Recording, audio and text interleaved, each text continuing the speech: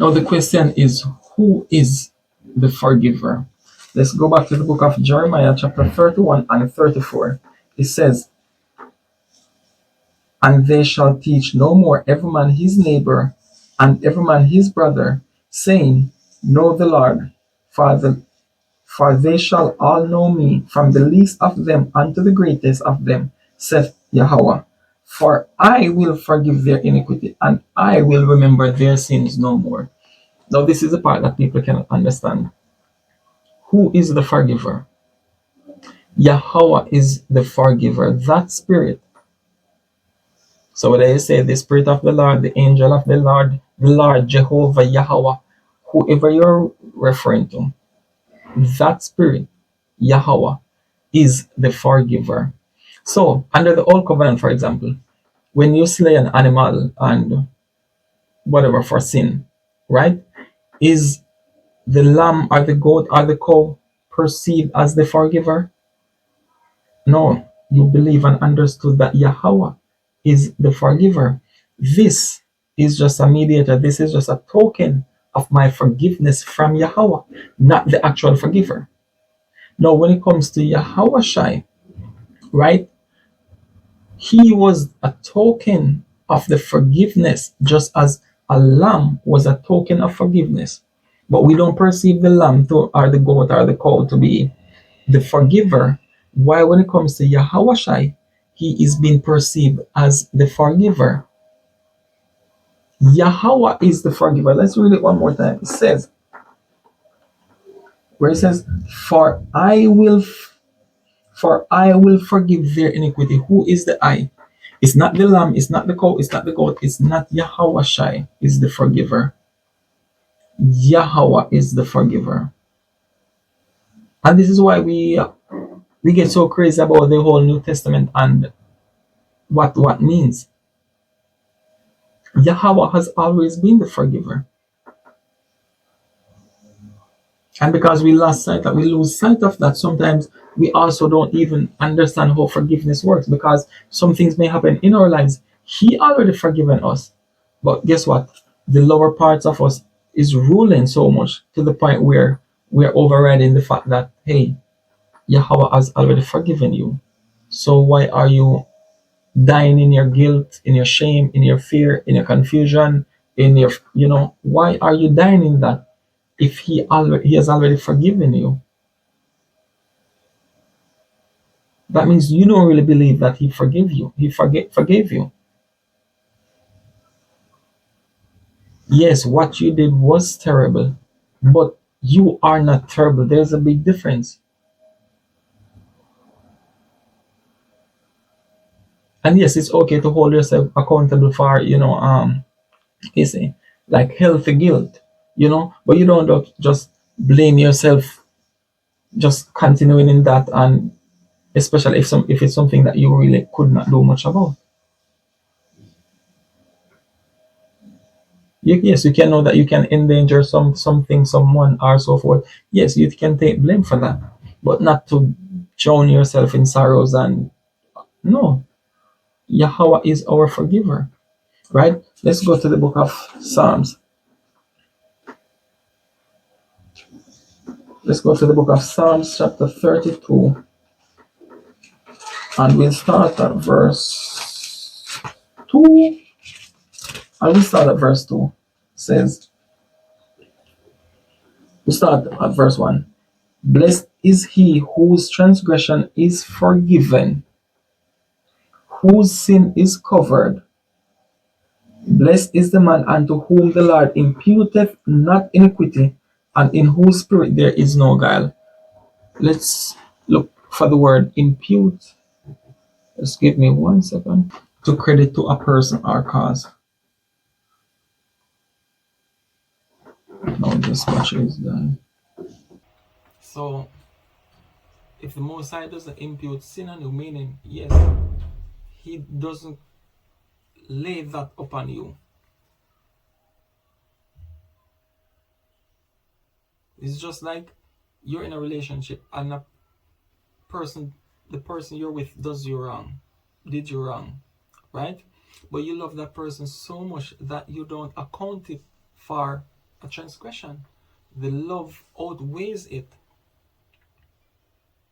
which usually happens in the early stages of the relationship. But when the love is worn away, then it's different, right? So let's go to the book of Ecclesiasticus, chapter 47 and verse 11. It says, "The Lord took away his sins and exalted his horn forever. He gave him a covenant of kings and a throne of glory in Israel." So you see, one of the things we don't understand is that Yahawah is the forgiver. And if he doesn't impute sin, then who am I to impute sin on the person? You remember when Moses was with the Midianite woman or the Egyptian woman, whatever, and Miriam, they wanted to be like, oh, you're with a foreign woman and stuff like that. Yeah, but if the Most High does not impute that as sin on Moses, what are you going to do about it? He shows mercy to who he wants to show mercy to. He forgives who he wants to forgive. He imputes sin on who he wants to or who he doesn't want to. Are you going to tell him otherwise? No, he is a forgiver, so he can do whatever he wants. And when you have faith in him, you understand that he is able to do whatever he said he would do. Now let's go to verse 5, Psalms 32 and verse 5. It says, "I acknowledge my sin unto thee, and mine iniquity have I not hid. I said, I will confess my transgressions unto thee. I will confess my transgressions unto Yahawah, and thou forgavest the iniquity of my sin." This is what people cannot do. The ego doesn't allow us to do this. When David did what he did, that was two sins worthy of death: the adultery and murder, because that was his intention, to murder, to have the guy killed in the battle. But from his standpoint, that would be murder. So two sins worthy of death, right? But the fact that he could acknowledge, you saw how it broke his spirit when he realized, when he came to the awareness of what he did. He did not hide it. He did not try to make excuses or try to pretend as if it did not happen. No, he had to seek out these parts of him. And then people cannot understand, how can an adulterer or a murderer be a friend of God? Or what was David? You know. Yeah, the Most High did not impute that sin on him because they acknowledged it. And this was what he wanted from the beginning. Let's go to Genesis chapter 3 and verse 10. Genesis chapter 3 and verse 10. "And he said, I heard thy voice in the garden, and I was afraid, because I was naked, and I hid myself. And he said, Who told thee that thou wast naked? Hast thou eaten of the tree, whereof I commanded thee that thou shouldest not eat? And the man said, The woman whom thou gavest to me, to be with me, she gave me of the tree, and I did eat." You see what happens? There's one thing to do something wrong, but there's a whole other thing to not acknowledge that what you did was wrong. And the worst part is to blame somebody else for something that you yourself desired. You had a desire for it.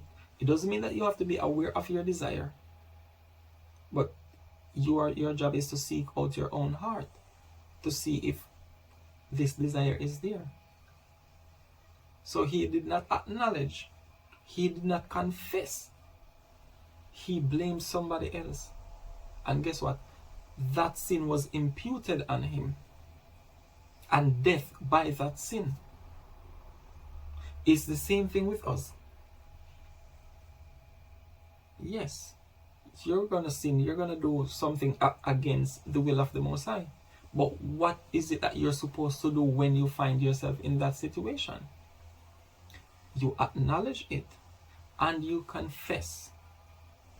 Now, just like I said at the beginning, you go to the relationship table. What happens is that because you did not seek out your own heart before you go there, or you might have done it. You might know where your faults are, but you hide it. So you didn't tell the person, hey, I have this problem from, such and such time. I have this problem. These are my faults.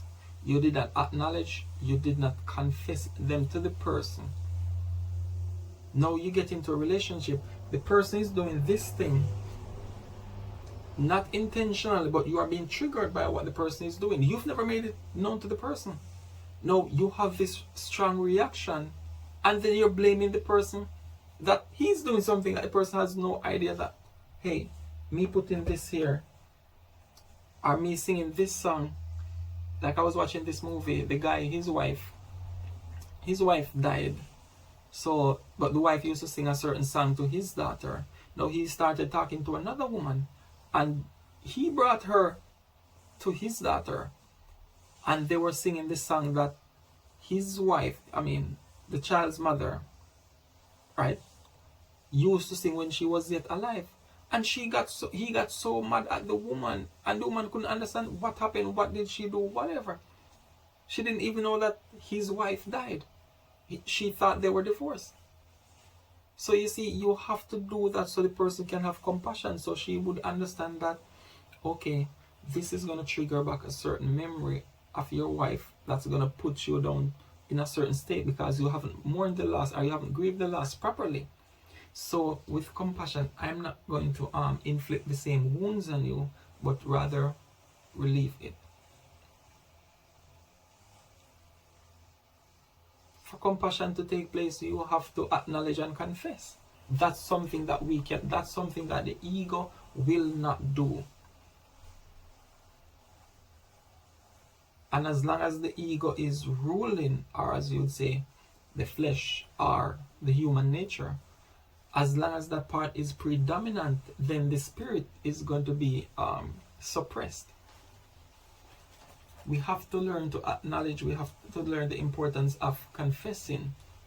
How are you going to look out for my best interest if I don't tell you that? If I don't tell you I have a drinking problem, how are you going to know that coming around me with alcohol is... No, I have to confess that. Otherwise, I'm going to have to learn it by experience. And sometimes learning by experience can be surprising because sometimes it's just reaction for reaction. And that's how things spiral out of control, right? Now, let us test our faith. Let us question ourselves. Do you believe he can forgive sins as he said? For example, Leviticus 20 verse 10. Adulterer should be put to death. Do you believe the Most High can forgive that if he wants, whichever way he wants, whichever method he chooses? Leviticus 20 verse 13. Man with man should be put to death. Do you believe that Yahweh can forgive that whichever way he wants, however he chooses? Leviticus 20 verse 2. Give thy seed to Molech. Right? Today is in the pharmacy. Birth control, injections, all of these things, right? Do you believe Yahweh can forgive those people, even though they believe in their women's rights and all of these things?